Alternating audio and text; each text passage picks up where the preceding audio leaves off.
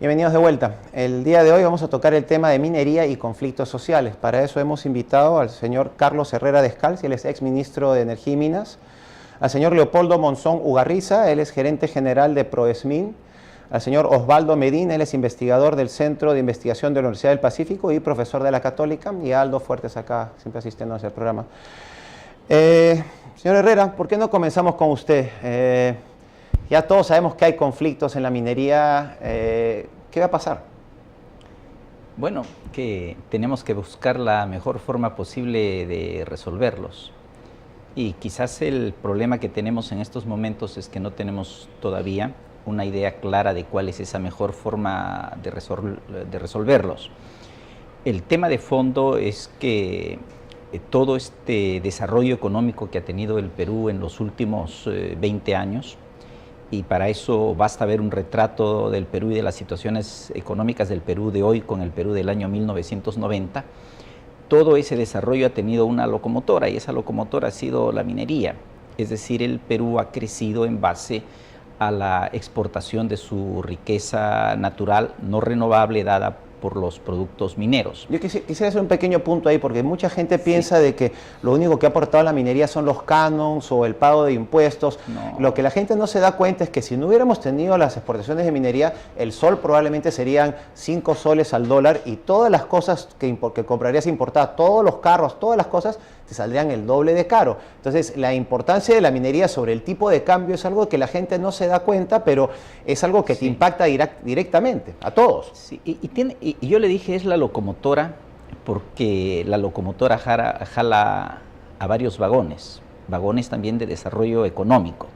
Entonces, es cierto que la minería no da una gran cantidad de trabajo directo. Es cierto que en el PBI, por lo menos en nuestras cifras, no aparece como el efecto que realmente es, pero sin embargo, también es cierto que representa como el 60% de las exportaciones del país. Ahora, hemos crecido en estos 20 años, y el punto de partida de esos 20 años fue, dada la enorme crisis que teníamos en el año 90, había que producir. El tema de repartir lo teníamos que postergar. Y el tema de repartir y de cómo repartir se ha ido postergando. Y yo lo que percibo es que la situación actual está en el tema de repartir, y especialmente en el tema de que no entendemos, y hablo ahí de todo el Perú, suficientemente bien lo que representa la minería, incluidas especialmente las poblaciones que están alrededor del conflicto. Las poblaciones que están alrededor del conflicto son fácilmente influenciables por un tipo de ideas que tienen una presentación de temas ambientales, que ingresan, que entran a la sociedad bajo la preocupación de temas ambientales, esconden temas sociales, pero en el fondo tienen también, y eso se puede percibir en las acciones de los principales líderes, intereses políticos, personales y partidarios. Entonces hay una mezcla de todos estos elementos. Y lo que sí es cierto es que el país necesita seguir creciendo, que el Perú tiene hoy la mejor oportunidad que ha tenido en toda su historia republicana de avanzar a ser un país desarrollado, y que trabar este desarrollo, trabar la minería es trabar este desarrollo, pero también es cierto que no la podemos continuar en la forma en la que está, y necesitamos encontrarle una solución. Y esta mesa, que entiendo, es para conversar respecto a eso. Señor Monzón, acá hay varios culpables.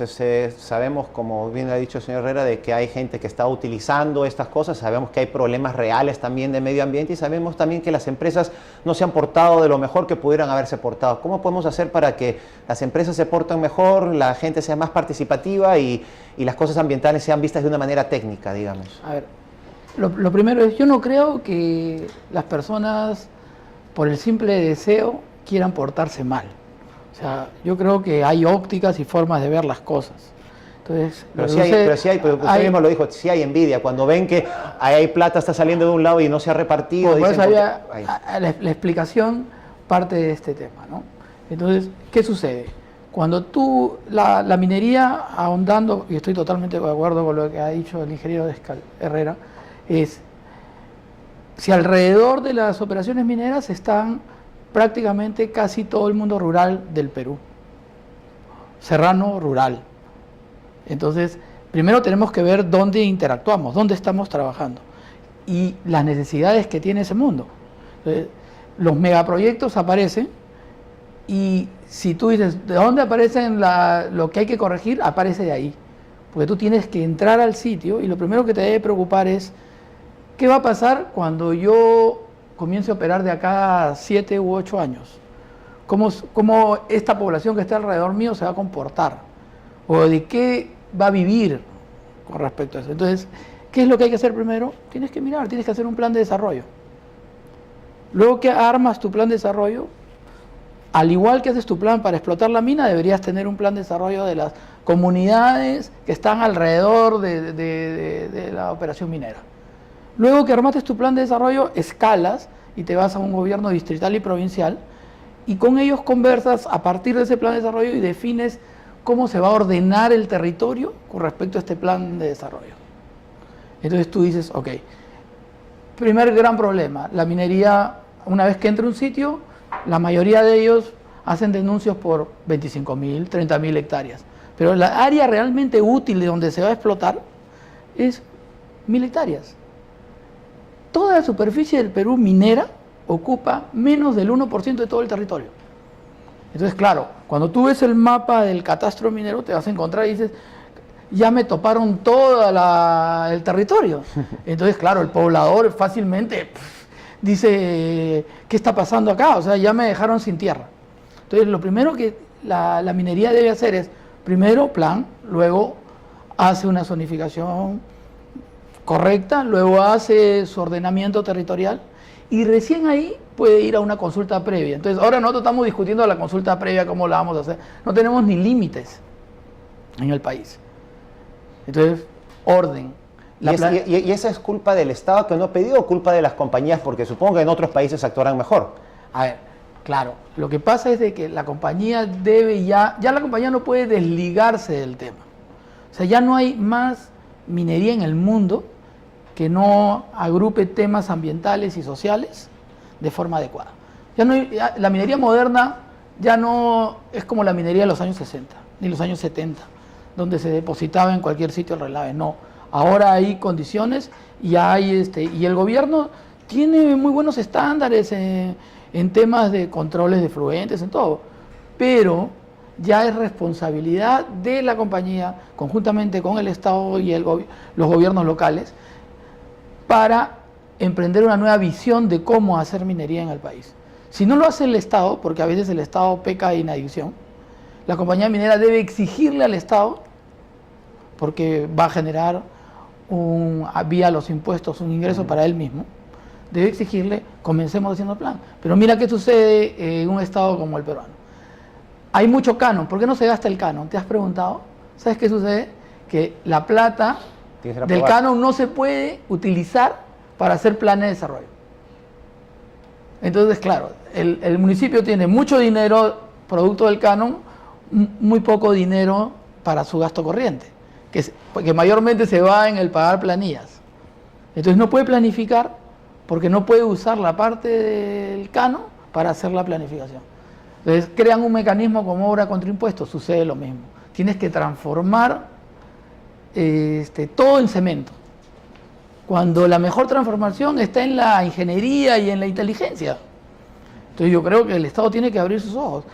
¿Y cómo llegar a las poblaciones, ya para culminar, porque me extendí un poco, y cómo llegar a las comunidades que están aledañas y que no van a vivir de la minería, como bien dijo el ingeniero?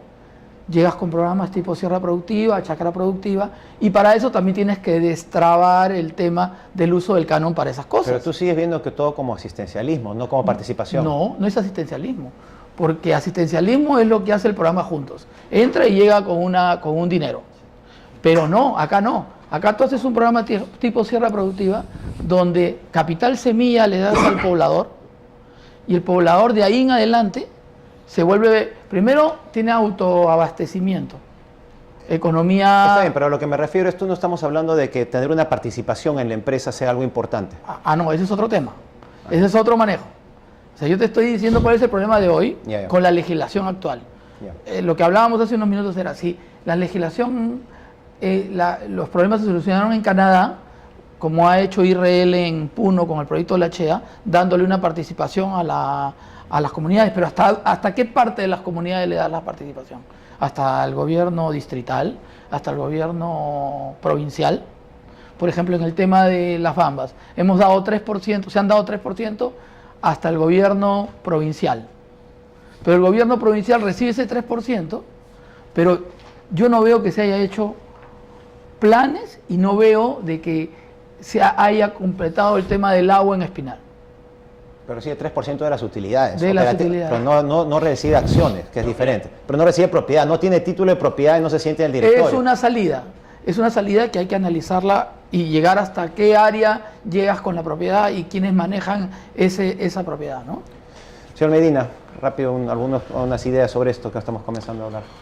Bueno, yo acá quería plantear un modesto aporte, además como investigador de una universidad que a uno le permite mirar con cierta objetividad, desapasionamiento, las cosas, y comprendo, por ejemplo, el rol de quienes están en el aparato del Estado, quienes están en las empresas y los actores sociales que son los indígenas. Entre paréntesis, no sé por qué los gobiernos eliminaron en el Ministerio de Trabajo lo que tenía que continuar, que son las comunidades indígenas, y que en el gobierno de Velasco llamaron campesinas, ¿no? Como las barriadas pueblos jóvenes. Y aquí hay tres actores claves: los campesinos, la empresa y el Estado. Y las racionalidades son diferentes. Para ponerle un simple ejemplo... Disculpe, señor Medina, vamos a hacer un cortecito y volvemos con la idea.